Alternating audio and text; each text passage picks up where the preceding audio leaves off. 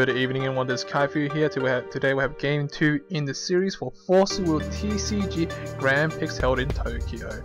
On my left side we have David, and on my right side we have Matt. And David actually got game 1 pretty easily because on turn 3 he actually did enough damage on board to put enough pressure on Matt's life point to reduce it to really low life. So it was like on turn 3 with almost half the life points almost gone, but due to a really aggressive play by David. Now both players are already starting the game, so they draw into 5 cards first and see what cards they wish to return to the bottom of the deck. Now the pressure is on for Matt at the moment because the reason why is that he lost game 1, so he has to win game 2 in order to commence to game 3 to break even. By breaking even he has a chance to actually do well as well in the next round, because if he wins game 3, he can actually get a better tiebreaker. Now let's see what happens now. Ooh, really interesting choice by substituting the Grimm for what's her name? The ruler Kristen. Kristen is a elf ruler, and so on. It's substituting that because the reason why is that it can get a free G activate as long as your opponent controls a werewolf, nightmare, or I believe werewolf, nightmare, or immortal as well. So meaning it's a free J activate. Now both players are making their plays already, blocking the hunter with the elf. So back to Matt's turn, tapping his role to produce 1 magic stone, paying 2 to play Rental to produce another magic stone to get his plays faster, and so on. Now at the moment that it's 3 magic stone compared to 1, so there's been more plays later in the game for David. Not David, I mean Matt. Oh, next Matt actually activates Silver Bullet. Silver Bullet usually is a 2 cost to be played, but however, if you control Kristen or Housing as your J ruler or ruler, it reduces the cost by 1, so it'll be costing 1. And searching for Fina. Fina is a really powerful elf resonator. What it actually does is that when it's on the field, all your opponent's symbol skills being shut down. Not only that, all other elves he controls, remember keyword, all other elves controls gains 400 attack and defense. The reason is that important because it actually powers up his J ruler, because his J ruler is an elf as well. So create more power, more defensive plays, and so on. So back to David's turn. David didn't do anything at all, so he actually played 7 dwarves and passing instead without attacking. Passing back to Matt's turn, producing magic stone. Let's see what he can do. Paying 2 to play another Rental to produce another magic stone. Now it's 5 magic stone compared to 2, so the plays for Matt is actually more plays, and while David's plays limited at the moment because he's been slowed down. Paying 3 to put Fina on the field. Fina power ups the 1-drop elf, which is a 500-800 defense. Now using the alpha build by tapping, producing 1 magic wheel, and playing Archer. Archer is currently sitting on 700 attack and 700 defense. Reason why is Fina is also pounding up the Archer elf, which is also an elf resonator. The pressure is on at the moment because look the field. Matt actually have 2 Rental to actually block with. Fina was supporting the Archer and the Elf Monk. So currently Elf Monk is sitting on 500 attack and 800 defense. And not only that, the Archer is sitting on 700 attack and 700 defense. So already on turn 3 play, he already has 2 Resonator which has high attack and high defense. And a Resonator on the field that actually blocks attacks. Using Rental to block the 7 dwarfs attacking directly to take less damage. Not only that, if any symbol skill comes down onto the field, Fina can actually stop that from happening. For example, Golden Dragon will lose his flying and haste ability. So let's see. David's in lower pressure at the moment, so he's gonna tap his rules to produce another magic stone.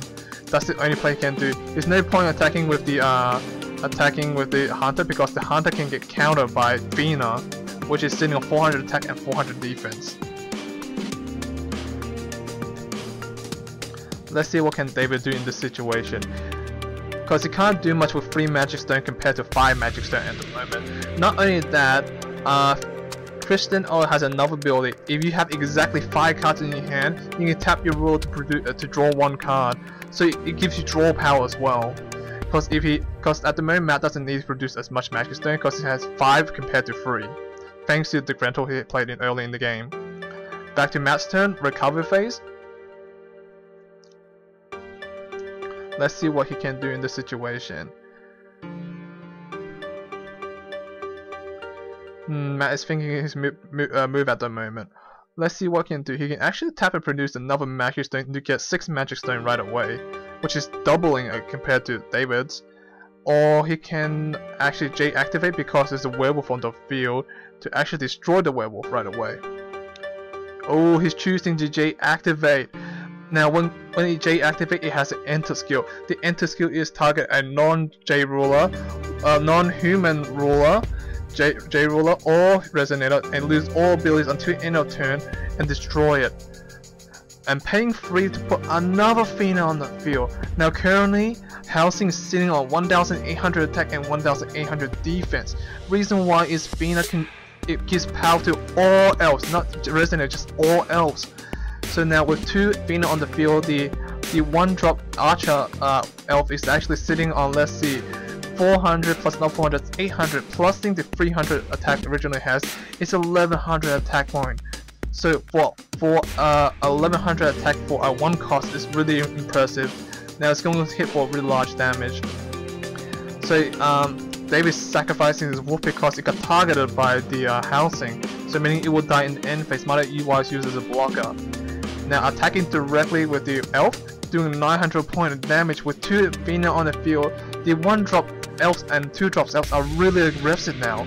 Not only that, it's going for lethal damage and high defense, putting David down to 3,100 life point. Using the other Fina to attack directly for 800 point of damage, which will put down to 2,300 life points.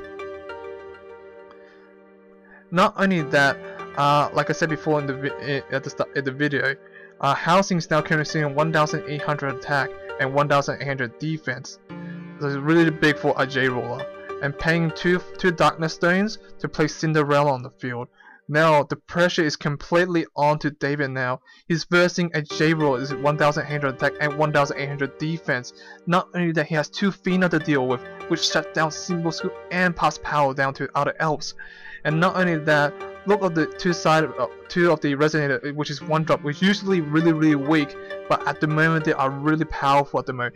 900 attack and 1,1100 attack. Really aggressive play, and already almost half of David's life points completely got demolished. So the pressure is on. Field presence goes to Matt's in position, so Matt is in the driver's seat at the moment, in control of the battlefield and the hand field as well, and magic stone field as well. Since he has 5 magic stone compared to David's 3, at the moment it could be 4, but still really aggressive plays. Let's see what can David do in this situation. Because all his attack cannot go through. Like if he attacks with the hunter, he can use one of the Fina to block with. He attacks with the 7 dwarves, the J roll can block it. So whatever plays he does is really limited at the moment. So let's see what can David do in this situation. He has a thunder in his hand, but the thunder won't do much because even burning 500 damage to Matt, he's currently sitting at 4,000 life points. So meaning 500 burn of damage, he can take it really easily, putting him down to 3,500. So I wouldn't actually waste that waste the thunder. Or playing a moon spell on the field, Pale Moon, which will allow the J activate right away for Little Red Riding Hood. J activate, put Little Red Riding Hood on the field, targeting one of the Fina to be less pressure on the field. Now, because it deals 800 point damage to a Fina, Fina is only currently sitting at 800 defense, so it's just enough to put on the field. If Matt put another Fina on the field, those Finas are impossible to get rid of. But even with the J ruler put on the field by David, he has to deal with a J ruler on Matt's side, which is currently sitting at 1,400 attack and 1,400 defense. So even he attacks with his Little Red Riding Hood, the J Ruler is still enough to block it and survive. Let's see now. Even the Hunter can't do much about it, because Hunter can actually get destroyed by Cinderella with 400 attack and defense compared to 300 attack and 300 defense. And those 7 dwarfs can't even do much anyway. Let's see what he can do.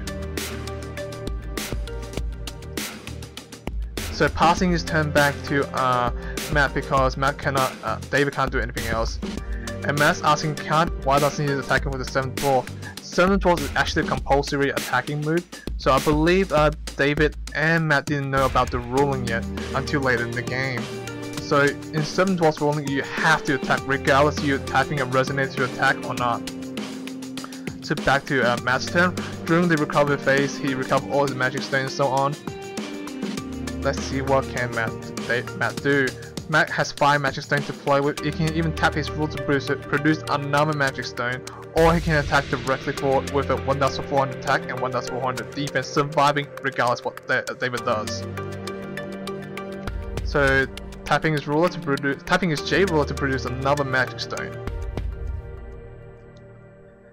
Because the reason why he doesn't need to attack right away, because the other 2 elves on the field has enough power bonus. Oh, paying 2 to play. Oh, Laura, a very interesting choice. Laura, when it comes to play, search for a vampire and add to his hand. I'm assuming search for Camellia, apparently. The reason why he actually searched for... Oh no, he searched for another Laura. A very interesting play. Maybe just fin decking his deck. Paying 2 more to put another Laura on the field. The reason why he did that from my point of view is that to fin his deck to draw the right cards, not only that he gets another +1 on the field. Look, 2, 4, 6, 7 resonator compared to 2 resonator on the field. So really high attack and high offensive and defensive plays.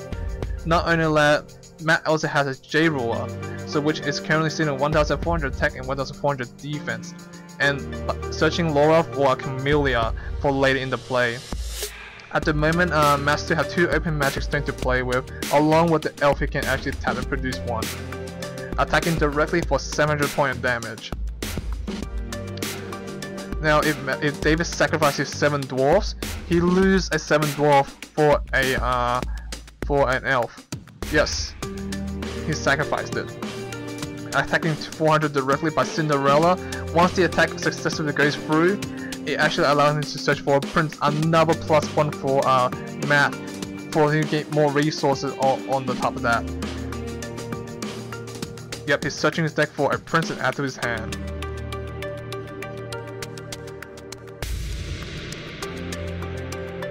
Let's see. You can only search for Dead Man Prince, because in the series at the moment, only 1 prince is allowed. Well, not allowed, there's only 1 prince option. It can be searched out by Cinderella, which is Dead Man Prince, a 3-cost resonator. What Dead Man Prince does is, when it comes to play, you can grab a card from your drop zone or graveyard, which is a resonator, back to your hand, so you can actually search back the Athena he lost early in the game, and put Athena back on the field to do more damage. Paying 1 to play another Elf Archer. Now the Elf Archer is currently sitting on 700 attack and 700 defense. Really aggressive play now. So let's see what he can do. But I'm surprised that Matt didn't actually use the Archer's ability. The Archer's ability, by tapping, can destroy a addition card on the field, which is the Pale Moon card on the field. So he could activate before David's recovery phase and tap his Resonator to destroy the Pale Moon to actually reduce the option that David has. Let's see what can David do. He's versing 1 elf, 2 elves with current power up by Athena, 1 Grantor to block with, and 2 Laura that is already being used to get ready to block, and search for Camellia for turn for another play next on. So any resonator being played by David will be shot right away by Camellia when it comes to play. Not only that, Cinderella's on the field to create more pressure. Paying 1 to activate Thunder, targeting Athena. Ooh, I think it's a bit too late now, because Athena already done this job. and in response, Matt actually used Cinderella's ability by sacrificing a resonate on the field, dealing 200 points of damage to everything that David controls.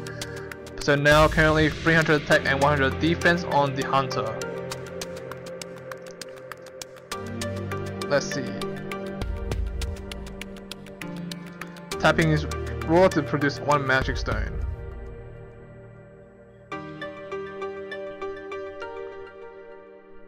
Let's see. He's thinking his option at the moment, but I don't think there's much play that David can do. Look the field compared to his field, and look at the magic stone lineup compared to his magic stone. Currently, Matt is holding 6 magic stone compared to 4 magic stones that David has. Not only that, the field presence difference as well. A really large number on Matt's side compared to David's, and not only that, all haste is accessible now. But however, even is accessible that Matt has a lot of defense on the field and still can block with. That David's actually scooping it up. He knows that he has no play to do. So game 2 goes to Matt. So game 3 has going to be commencing soon. So actually, Matt forced the game to his favor to commence game 3. So yeah, thank you for watching. Thank you for listening, guys. Hope you guys enjoyed it. Game 3 will be coming soon.